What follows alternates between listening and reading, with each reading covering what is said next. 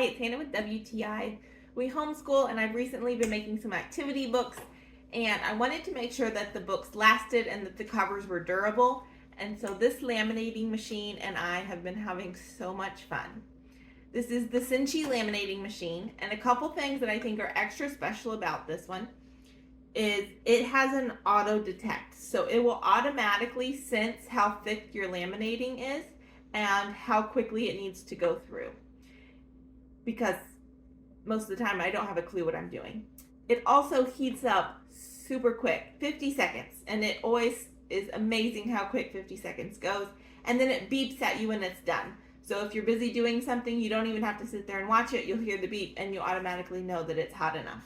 It laminates a sheet of paper super quick. It feeds it through and then it's done.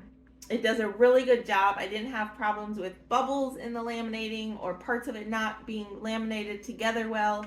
It really does a nice job. Another thing that's really nice is it accommodates a lot of varieties.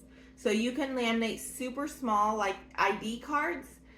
There's just a little packet that comes with it to send through, so it's big enough. It also can go up to 13 inches wide. So you're talking a really big poster. So I love that no matter what kind of project I'm doing, I know this machine can handle it.